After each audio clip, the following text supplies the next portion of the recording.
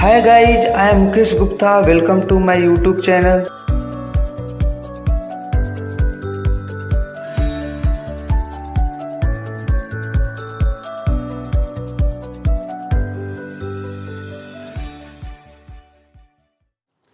प्रिय दोस्तों, welcome to my YouTube channel. तो फ्रेंड, आज हम लोग बहुत ही मज़ेदार चैप्टर शुरू करने वाले हैं जिसका नाम है समुच्चय, जिसे हम सेट्स बोलते हैं।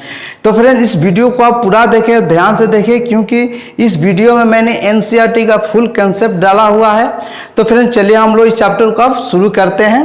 ठीक है, तो फ्रेंड, हम लोग जानेंगे कि समुच्चय क्या है, समुच्चय सिद्धांत का विकास किसके द्वारा किया गया था और समुच्चय का प्रयोग हम कहाँ करते हैं। ठीक है फ्रेंड, तो जान लीजिए, समुच्चय सिद्धांत का विकास जॉर्ज कैंटर के द्वारा किया गया था। ठीक है फ्रेंड, और समुच्चय का प्रयोग हम लोग रिलेशन फंक्शन यानी संबंध और फलन को पढ़ने में करते हैं, जो कक्षा 12वीं का पहला ही चैप्टर है। ठीक है, और समुच्चय का हम लोग प्रयोग फ्रेंड प्रायिकता पढ़ते हैं। तो प्रायिकता को पढ़ने से पहले आपको समुच्चय का ज्ञान अच्छे से आना चाहिए। उसके बाद यदि हम अनुक्रम पढ़ते हैं या ज्यामिति पढ़ते हैं तो उसमें भी समुच्चय का ज्ञान आपको होना चाहिए। यानी कह सकते हैं कि गणित की बहुत सारी शाखाएं हैं जिसमें हमें समुच्चय का ज्ञान होना आवश्यक है। तो फ्रेंड, अब हम लोग जानेंगे कि समुच्चय का परिभाषा क्या होता है। ठीक है, तो फ्रेंड, समुच्चय का परिभाषा होता है वस्तुओं के सुपरिभाषित संग्रह को समुच्चय कहते हैं। यानी कोई ऐसा संग्रह जो सुपरिभाषित हो तो उस संग्रह को समुच्चय कहेंगे। तो इसका परिभाषा मैं यहाँ पर लिख दे रहा हूँ। ठीक है,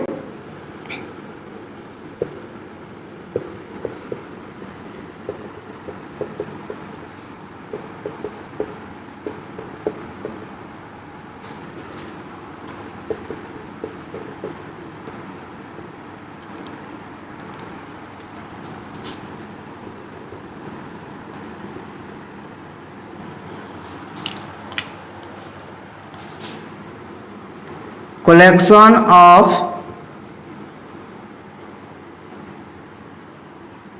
well defined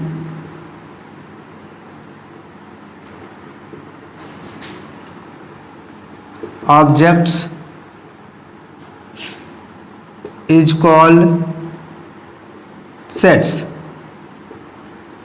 ठीक है फ्रेंड, अब यहाँ पे एक फ्रेंड शब्द आ रहा है सुपरिभाषित। सुपरिभाषित संग्रह क्या होता है। ठीक है, तो वैसा संग्रह जो प्रत्यक्ष हो और स्पष्ट हो, तो उस संग्रह को हम लोग सुपरिभाषित संग्रह कहते हैं। ठीक है, यदि आप कुछ संग्रह बना रहे हैं, वह संग्रह किसी डाटा के आधार पर तैयार किया गया हो, यानी वह झुंड या वह समूह किसी डाटा के आधार पर तैयार किया गया हो, तो वह समूह सुपरिभाषित समूह कहलाता है। कहने का मतलब, जैसे कक्षा 11 में आप गए और बोले कि रोल नंबर 1 से 10 तक के बच्चे इधर चले आए, यानी कि यहाँ पर डाटा आपको क्या मिला है, रोल नंबर के आधार पर बच्चों का एक समूह बना रहे हैं। यदि आप ऐसे बोले कि कक्षा 10 में या कक्षा 11 में 60+ मार्क्स जितने भी बच्चे के हैं वो इधर आ जाएं, तो यहाँ पर आपका डाटा क्या है, मार्क्स। ठीक है, यानी कि किसी डाटा के आधार पर अगर आप समूह तैयार कर रहे हैं तो वो समूह क्या होगा, सुपरिभाषित समूह होगा। ठीक है, यानी सुपरिभाषित समूह को हम लोग क्या बोलते हैं फ्रेंड, समुच्चय कहते हैं। यदि आपसे बोला जाए 2 सबसे महान क्रिकेट खिलाड़ियों का नाम बताएं, ठीक है, तो अगर आपके पास डाटा दिया रहे तो डाटा के आधार पर अगर आप क्रिकेट खिलाड़ियों का अगर समूह बना रहे हैं तो आप कर लीजिएगा। लेकिन ऐसे बिना डाटा दिए अगर आपको बोला जाए कि महान क्रिकेट खिलाड़ियों का समूह बनाए तो आप नहीं बना सकते। हर इंसान के नज़र में अलग अलग क्रिकेटर क्या होता है, महान होता है। जैसे किसी के नज़र में विराट कोहली है तो किसी के नज़र में महेंद्र सिंह धोनी है। सभी के नज़र में क्रिकेटर क्या होते हैं, अलग अलग होते हैं।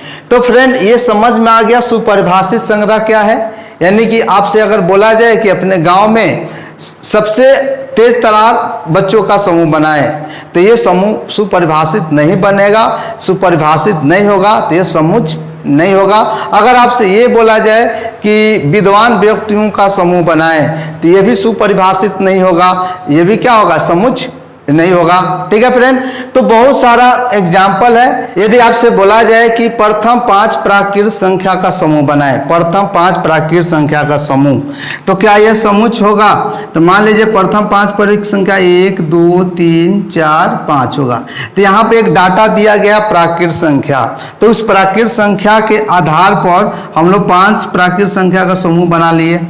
तो ये जो समूह बना, इस समूह को हम लोग क्या बोलेंगे? समुच्चय कहेंगे। या ऐसा हो गया कि अंग्रेजी वर्णमाला के 5 स्वर, अंग्रेजी वर्णमाला के 5 स्वर क्या होता है? ए ई आई ओ यू, यानी कि डाटा के आधार पर आप जो समूह बनाते हैं वह समूह सुपरिभाषित समूह होता है, और उस समूह को ही क्या बोलते हैं? समुच्चय कहते हैं। ठीक है फ्रेंड, तो ये समझ में आ गया। तो फ्रेंड अब हम लोग समुच्चय का निरूपण करना सीखेंगे। ठीक है, तो इसमें कुछ बातों को आपको ध्यान में रखना होगा, जैसे कि समुच्चय को हम लोग अंग्रेजी वर्णमाला के बड़े अक्षरों के द्वारा सूचित करते हैं। ठीक है, और समुच्चय के जो भी अवयव होते हैं उन्हें अंग्रेजी वर्णमाला के छोटे अक्षरों के द्वारा लिखते हैं। और समुच्चय के अवयवों को 2 मंझले कोष्ठक के अंदर लिखा जाता है, और समुच्चय के अवयवों को अर्धविराम चिन्ह यानी कि कोमा चिन्ह के द्वारा उन्हें पृथक करते हैं, उन्हें अलग रखते हैं। ठीक है, जैसे मान लीजिए यहाँ पे एक समुच्चय ए है, ए ई आई ओ यू। ठीक है, तो आप देख लीजिए फ्रेंड, हम लोग समुच्चय को हमेशा अंग्रेजी वर्णमाला के बड़े अक्षरों के द्वारा निरूपित करेंगे, और जो समुच्चय के अवयव होते हैं उन्हें अंग्रेजी वर्णमाला के छोटे अक्षरों के द्वारा निरूपित करेंगे। ठीक है, और समुच्चय के अवयवों को 2 मंझले कोष्ठक के अंदर लिखेंगे। समुच्चय के अवयवों को हम लोग कोमा चिन्ह के द्वारा क्या करेंगे? उन्हें अलग अलग रखेंगे, पृथक करेंगे। ठीक है फ्रेंड, तो ये तो था समुच्चय का निरूपण। तो फ्रेंड अब हम लोग एप्सिलॉन चिन्ह के बारे में जानेंगे। ठीक है, एप्सिलॉन चिन्ह क्या होता है? तो ये जो चिन्ह होता है, इस चिन्ह को हम लोग, इस संकेत को हम लोग क्या बोलते हैं? एप्सिलॉन बोलते हैं। एप्सिलॉन का अर्थ क्या होता है ये जान लीजिए। एप्सिलॉन का अर्थ होता है सदस्य। ठीक है, जैसे मैं एक एग्जाम्पल दे रहा हूं, 1 2 3, यह एक समुच्चय है। ठीक है, और इसमें बात करें जो संख्या 1 है वो सदस्य है किसका? एक जो है किसका आदमी है? एक आदमी है, तो हम बोलेंगे एक एप्सिलॉन है ए का। उसके बाद बात करते हैं 2 एप्सिलॉन ए लिखेंगे। उसके बाद लिखेंगे 3 एप्सिलॉन ए, लेकिन बात करते हैं 4, तो 4 एप्सिलॉन नॉट ए लिखेंगे। तो क्या लिखेंगे? 4 एप्सिलॉन नॉट ए लिखेंगे, यानी कि जो 4 है ए का सदस्य नहीं है। तो यह जो एप्सिलॉन चिन्ह है एक यूनानी प्रतीक है, यूनानी संकेत है। ठीक है फ्रेंड, तो चलिए हम लोग अब नेक्स्ट टॉपिक को समझते हैं। तो फ्रेंड यहाँ पे एक नोट है, समुच्चय के अवयव को दोबारा नहीं लिखा जा सकता है, यानी कि समुच्चय में जो अवयव होता है आप उसे दोहरा नहीं सकते, उसे आप 2 बार नहीं लिख सकते हैं। जैसे मैं यहाँ पे एक एग्जाम्पल दे रहा हूँ, जैसे स्कूल। ठीक है, बात करते हैं स्कूल में। स्कूल शब्द का हमें अगर समुच्चय तैयार करना है, स्कूल शब्द में जो भी अक्षर है, जो भी लेटर है, उनसे अगर हमें समुच्चय तैयार करना हो तो कैसे तैयार करें? तो उस समुच्चय को मान लेते हैं ए। ठीक है, तो यहाँ पर S C H O L. तो आप देख सकते हैं स्कूल शब्द में ओ कितने बार था? 2 बार था, तो हम लोग यहाँ पर ओ को केवल 1 बार ही लिखेंगे। याद रखिएगा, समुच्चय के अवयव को आप दोहरा नहीं सकते हैं, यानी आप उसे 2 बार नहीं लिख सकते हैं। दूसरा एग्जाम्पल हम बता रहे हैं, जैसे कि 1 2 3 4 ऐसे आप नहीं लिख सकते, यानी कि 4 को आप 2 बार, ये गलत तरीका होगा। इसका जो सही तरीका होगा फ्रेंड 1 2 3 4, ये आपका सही तरीका होगा। इससे स्पष्ट हो गया फ्रेंड कि समुच्चय के अवयवों को आप दोहरा नहीं सकते हैं, उन्हें 2 बार नहीं लिख सकते हैं। तो चलिए फ्रेंड हम लोग नेक्स्ट टॉपिक को समझते हैं। तो फ्रेंड अब हम लोग समुच्चय के प्रकार यानी टाइप्स ऑफ सेट्स के बारे में जानेंगे। तो यहाँ पर मैंने 4 महत्वपूर्ण समुच्चय के प्रकार को मैंने लिखा है, जो काफ़ी महत्वपूर्ण है। पहला है परिमित समुच्चय, जिसे हम लोग फाइनाइट सेट बोलते हैं। तो परिमित समुच्चय वैसे समुच्चय को कहते हैं जिसके अवयवों को हम लोग गिन सके, जिसे हम काउंट कर सके, उस समुच्चय को क्या बोलेंगे? परिमित समुच्चय। ठीक है, जैसे आप समझ सकते हैं, यहाँ पर मैं एग्जाम्पल दे रहा हूँ। समुच्चय ए है जिसमें अवयव दिया है 1 2 3 4, तो आप इसे गिन सकते हैं। इसमें जो भी अवयव है उन्हें हम लोग काउंट कर सकते हैं। उस हिसाब से जो ये समुच्चय ए है उसे हम लोग क्या बोलेंगे, परिमित समुच्चय। आज जिसे हम लोग गिन नहीं सकते हैं, जैसे मान लो बी बराबर एक समुच्चय है 1 2 3 4 डॉट डॉट डॉट, तो इसमें कितने अवयव हैं ये हम गिन नहीं सकते हैं। इस हिसाब से यह समुच्चय क्या हुआ, अपरिमित समुच्चय। या एक एग्जाम्पल और समझ लीजिए, जैसे किसी रेखा पर बहुत सारे बिंदु होते हैं, अनंत बिंदु, जिसे हम गिन नहीं सकते हैं, तो किसी रेखा पर सभी बिंदुओं का समूह क्या कहलाएगा, अपरिमित समुच्चय कहलाएगा। ठीक है, तो अब उसके बाद हम लोग नेक्स्ट समुच्चय को समझते हैं, समान समुच्चय। तो वैसे दो समुच्चय को समान समुच्चय कहते हैं जिसमें समान अवयव हो। जैसे बात करते हैं, ऊपर एक समुच्चय है जिसमें अवयव 1 2 3 4 है, और नीचे एक समुच्चय है बी जिसमें अवयव दिया है 2 3 4 1। ठीक है, तो फ्रेंड इसमें अवयव के स्थान से कोई मतलब नहीं है, हमें ये देखना है कि जो अवयव समुच्चय ए में है वो अवयव समुच्चय बी में है या नहीं। तो आप देख सकते हैं जो अवयव समुच्चय ए में है वही अवयव समुच्चय बी में भी है। तो फ्रेंड ए और बी क्या कहलाएगा, समान समुच्चय, यानी ए बराबर हम लोग बी लिखेंगे। ठीक है, तो ये समान समुच्चय समझ में आ गया फ्रेंड। अब हम लोग बात करते हैं रिक्त समुच्चय। तो रिक्त समुच्चय किसे कहते हैं, तो वैसे समुच्चय को हम लोग रिक्त समुच्चय कहते हैं जिसमें एक भी अवयव ना हो, वो बिल्कुल क्या हो, खाली हो, तो वैसे समुच्चय को रिक्त समुच्चय कहते हैं। और रिक्त समुच्चय को हम लोग फाई से डिनोट करते हैं। रिक्त समुच्चय को हम लोग किस चीज से डिनोट करते हैं, फाई से। फाई किस चीज को बताएगा, रिक्त समुच्चय को बताएगा। अब मैं कुछ इसका एग्जाम्पल में बता रहा हूं, जैसे इस पृथ्वी पर अमरणशील व्यक्तियों का समुच्चय, यानी पृथ्वी पर ऐसे व्यक्तियों का समूह बनाए जो कभी मरने वाले नहीं हैं, तो ऐसा एक भी व्यक्ति नहीं मिलेगा। तो ये जो समूह बनेगा रिक्त समुच्चय होगा। इस समुच्चय को क्या बोलेंगे, रिक्त समुच्चय। या ऐसा हम लोग कोई महीना ढूंढे जिसमें क्या हो 32 दिन होता हो, तो एक भी महीना ऐसा नहीं मिलेगा। कोई ऐसा सप्ताह ढूंढे जिसमें क्या हो 2 संडे हो, तो ऐसा एक भी सप्ताह नहीं मिलेगा। तो वैसे समुच्चय को हम लोग क्या बोलेंगे, रिक्त समुच्चय। ठीक है फ्रेंड, तो चलिए अब हम लोग नेक्स्ट टॉपिक को समझते हैं। तो फ्रेंड अब हम लोग कुछ विशेष समुच्चयों के लिए मानक संकेत के बारे में जानेंगे। तो ये काफ़ी इंपॉर्टेंट है फ्रेंड। जब तक हम लोग मानक संकेत, इन संख्याओं का मानक संकेत नहीं जानेंगे तो हम लोग प्रयोग कैसे करेंगे। तो काफ़ी ज़्यादा इनका प्रयोग है, तो इसे हम लोग समझ लेते हैं। प्राकृत संख्या का मानक संकेत हम लोग नेचुरल नंबर यानी n लेंगे। पूर्णांक को हम लोग i या z से सूचित करेंगे। पूर्णांक को i या z से सूचित करेंगे। जो धन पूर्णांक होगा उस धन पूर्णांक को i प्लस या z प्लस लिखेंगे। धन पूर्णांक को i प्लस या z प्लस लिखेंगे। अब बात करते हैं परिमेय संख्या।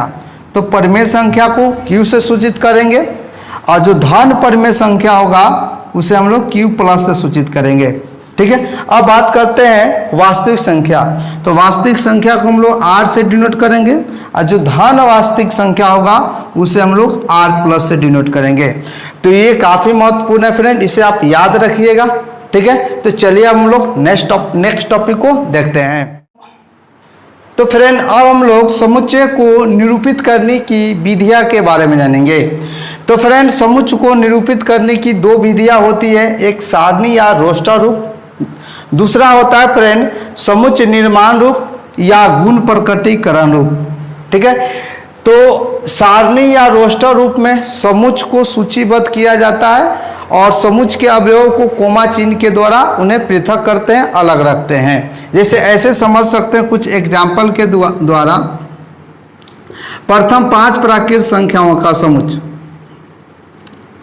प्रथम 5 प्राकृत संख्याओं का समुच्चय क्या होगा, 1 2 3 4 5। तो ये जो रूप है किस रूप में है, ये समुच्चय सारणी रूप या इसे हम रोस्टर रूप कह सकते हैं। एक दूसरा एग्जाम्पल ले लीजिए, जैसे कि अंग्रेजी वर्णमाला के स्वर का समूह, जैसे ए ई आई ओ यू।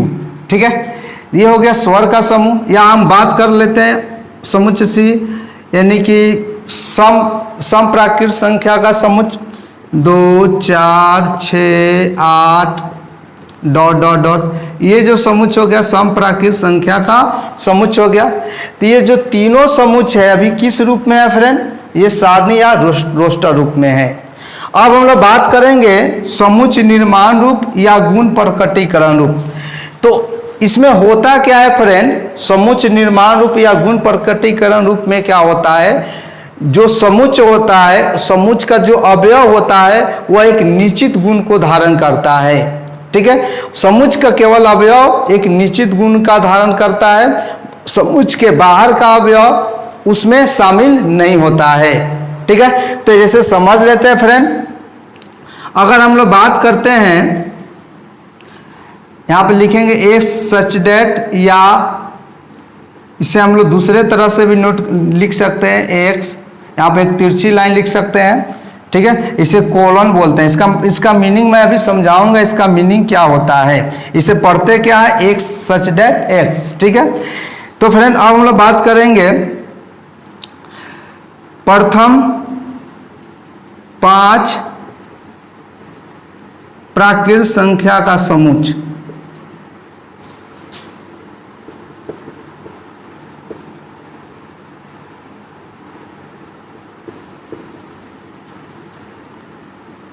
हम लोग बात करते हैं इसको कैसे पढ़ेंगे, एक सच डेट एक्स प्रथम 5 प्राकृत संख्या का समूह।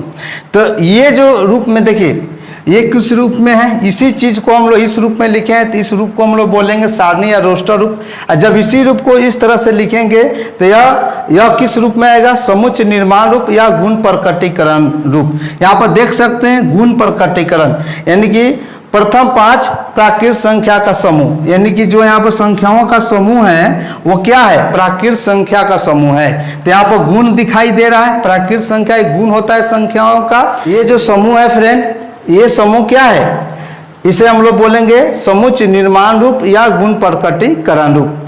ठीक है, अब यहाँ पर बात आता है इसका मतलब क्या होता है, एक सच डेट एक्स। ठीक है, तो इसका मीनिंग समझते हैं। इसका मीनिंग होता है, ये जो एक्स है किसका अवयव है, ए का। देखिए ये जो कॉलन चिन्ह है, कॉलन चिन्ह बोलते हैं इसे, कॉलन चिन्ह के इधर वाला जो एक्स होता है उस एक्स को बोलेंगे कि ये जो एक्स है किसका अवयव है, ए का। इधर जो एक्स है इसका मतलब होता है ये जो एक्स है ये क्या है, एक प्राकृत संख्या। ये जो एक्स है ये क्या है, एक प्राकृत संख्या है।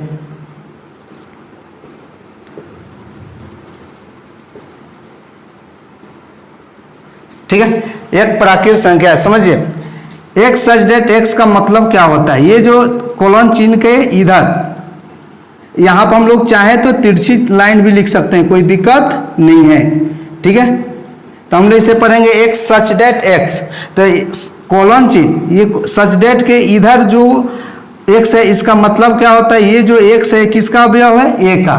और ये जो एक्स है क्या है, एक प्राकृत संख्या है। तो समझ में आ गया, ये जो एक्स है किसका अवयव है, ए का अवयव है। और ये जो एक्स है ये क्या है, प्रथम, ये जो एक्स है ये क्या है, एक प्राकृत संख्या है। तो ये समझ में आ गया समुच्चय निर्माण रूप। ठीक है, अगर हम इसका बात करें, इसे हम लोग कैसे लिखेंगे, ये अभी किस रूप में, सारणी या रोस्टर रूप में है। अब हम लोग इसे किस रूप में लिखेंगे, समुच्चय निर्माण रूप या गुण प्रकटीकरण रूप में लिखेंगे। तो कैसे लिखेंगे फ्रेंड, बहुत इजी है। देखिए यहाँ पर कहाँ लिखेंगे, बी लिख देते हैं। तो यहाँ पर लिखेंगे एक सच डेट एक्स स्वर अक्षरों का समूह, अक्षरों का समूह, यानी कि यहाँ पर देख सकते हैं एक सच डेट एक्स स्वर अक्षरों का समूह है। यानी कि ये जो एक्स कहेगा मैं किसका आदमी हूँ, मैं बी का आदमी हूँ। ये एक्स क्या बोलेगा, मैं एक क्या हूँ, मैं एक स्वर हूँ, वोवेल हूँ। ठीक है, तो फ्रेंड ये समझ में आ गया समुच्चय निर्माण रूप। तो फ्रेंड अगर आपको ये वीडियो अच्छा लगा हो तो प्लीज़ आपसे रिक्वेस्ट है इस वीडियो को अपने दोस्तों के पास ज़रूर शेयर करें। अभी तक मेरे चैनल को सब्सक्राइब नहीं किए तो चैनल को ज़रूर सब्सक्राइब कर लें ताकि इस तरह का वीडियो आपको मिलता रहे। धन्यवाद।